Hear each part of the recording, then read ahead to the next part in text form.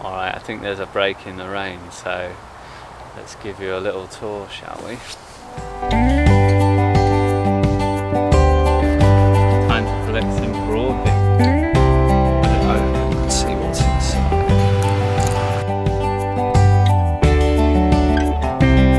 Look at that beauty.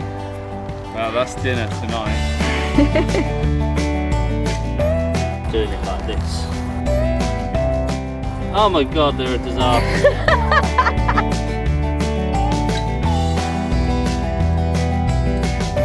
Let me see that, let me see that. That's the best one. Might as well start where we are. Turn round, let's have a look at the polytunnel. Yeah. We've got some tomatoes in here at the minute. And we're just starting to get a few ripe ones. This is our small polytunnel. On our new plot over there we're going to have a bigger one. But this is where all the magic starts. Got a few plants here that we're starting on. Don't actually know what some of these are. We've got an aubergine plant here that our lovely friends gave us. Always good to get free stuff. Ooh, oh, look at that red tomato. Yeah, look at that. This one is actually Yeah. ready to be eaten. Probably want to give it a little wash though. Yeah. These are delicious. They smell so good as well. There's nothing like growing your own tomatoes. Oh, I didn't mean to pull that off. Oh no. Oh well, It was it's ready. It was pretty much ready to be eaten. And they can ripen a bit in the bowl anyway. Let's have a look. Now, they might not look that appealing, but they taste really Look good. at the other one is quite red. Yeah, very windy in here. But it's also a good place to hide when it starts raining. Put these tomatoes down. These delicious raspberry plants are ones that we were given by my late grandfather, and it's really nice to keep them going. He was a really keen gardener as well, so he took great pride in his raspberries. So it's nice that we've still got them going for him. It's really good if you can grow stuff that's expensive. Raspberries are bloody expensive. You get hardly any when you buy them in the supermarket, and they cost about £2. So to have loads of these growing is really good. Normally have oats for breakfast every day with loads of fruit on it, so to have a supply of your own berries is great. We've got some blueberries here as well, which these aren't so far haven't really been that worthwhile. It's quite hard to get them to grow. We got some we put last year's Christmas tree, we cut it up and just chucked it on there because the acidity is meant to be good for them. We have had a few blueberries off them, but the birds have had most of them, to be fair. So once again, we move into our new fruit cage on plot 101 once we get that up. So yeah, this won't be a fruit patch. Once we get our fruit cage up and running, we'll move everything over to the new allotment. So this is our sitting area, which is pretty much the first thing we did when we got the plot. There's a massive pile of free wood chippings over near the entrance that anyone can take. So we just laid some plastic down and poured wood chippings all over it. And we've got some camping chairs in the shed that we just sit on for our tea. Well, is that a weed there, or is that part of the... Is that a weed, or is that salad? Oh no, that is salad, yeah. That is a lot of salad. Leaves. We have more on the box. So this here is my favourite thing on the allotment, which is Maricarmen's lovely Totoro painting, and it's a product of the lockdown. We did that while we had our 6 weeks of being at home, but luckily for us we could come to our allotment because that was allowed. So So we were really lucky to have a place we could come and be outside and just be away from other people. So yeah, during that time we wanted to get this done, and we had some old just house paints for decorating in the cupboards. So this is literally just some grey and white paint that was used for decorating indoors. Yeah, you can see that it's a bit fading. Yeah, it's a bit faded now, but it's alright. It just adds to the effect, I think. Oh, you're forgetting the things around. Yeah, I was getting to that. We'll save the best till last, obviously. Okay. No, I'm only joking. This is obviously the best, but I have the artistic skills of a 5-year-old. It's cute. And here is my contribution. If there are any fans of Totoro, these are soot sprites, and they run about with little candies in their hand. Yeah. So that was the best I was capable of drawing, basically, blobs. This was my first attempt, which I'm not quite so proud of. Oh, that is cute. I seem to remember drawing it with a stick.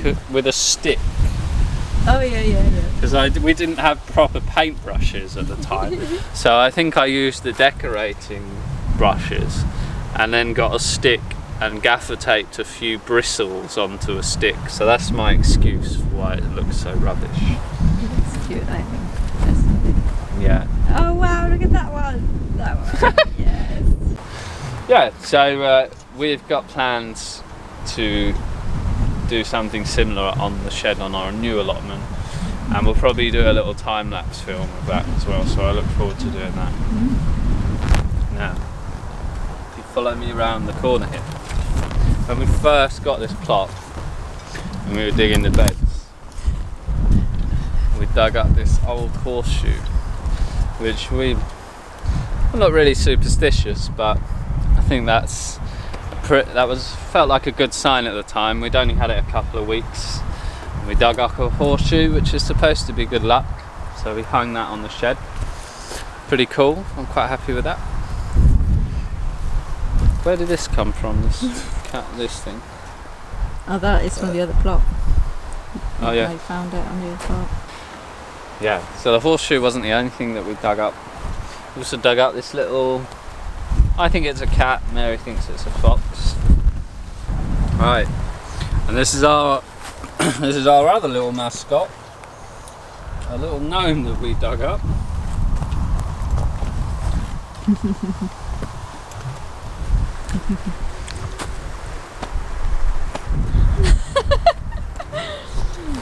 Yeah. Yeah. Right, and here we've got a bird box which we installed last year in the winter, and we were really lucky. We got blue tip chicks in there in the spring, and quite often I think when you put a bird box up, it can take a few years for them to actually notice it, and they used it straight away, and we actually got to be here and hear the little chicks in there, and we could see the parents going back and forth all day feeding them. That was so nice. It was really nice, yeah. So that was really cool. That's one of our favourite things on the plot, is just seeing the birds coming around, especially when you're digging. The robins like to come down and just come really close to you and take the worms out as you're digging. That spade there is specifically for the robins to perch on and then come and eat the worms. Yeah. Right, let's continue the tour. More spuds, not much to say about that. Got another patch here with, at the moment we got beetroot and some disastrous carrots which have done really badly. Show us how disastrous they are. Well, last year our carrots went really well, but this year they're a bit of a joke, really. Well, that's better. That's actually quite a good one compared to. Trying to find the worst one I can, really. Oh yeah. Yeah, very disappointing. I don't know what happened. Apparently. Oh, that's a big one.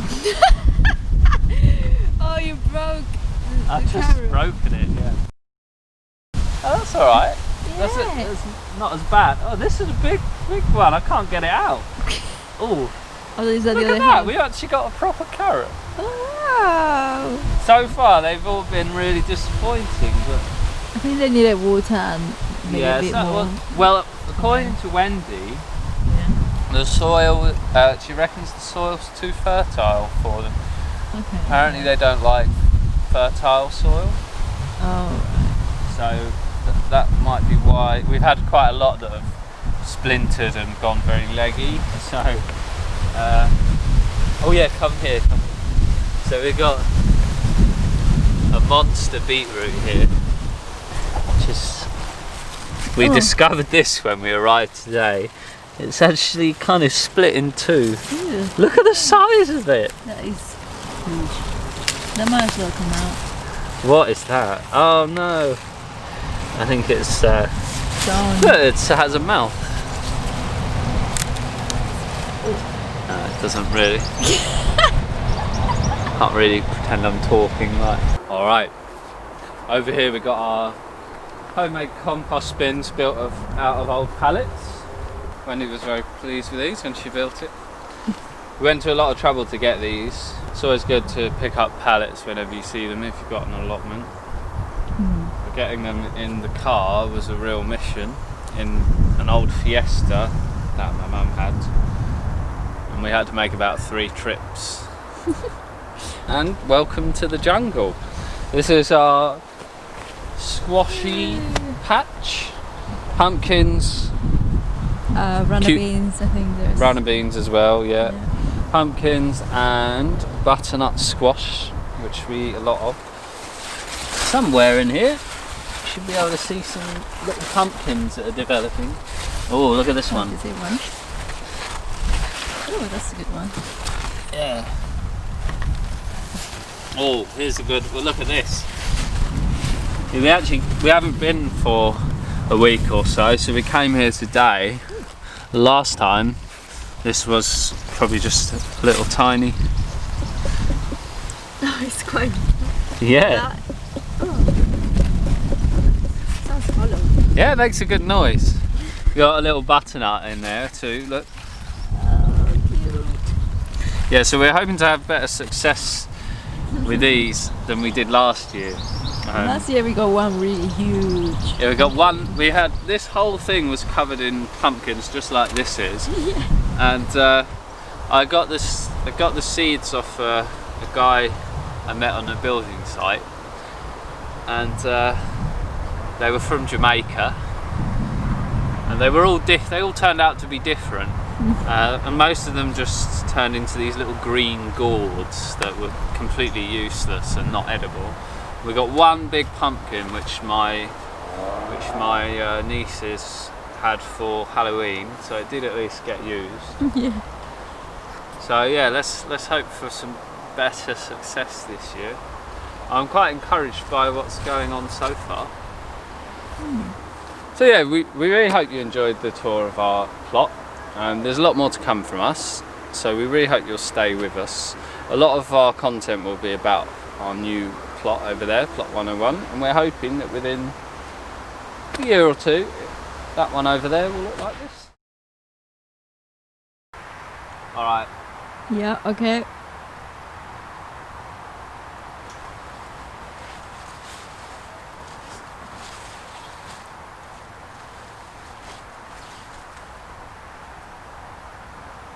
Well, are you going to say something? I thought that was...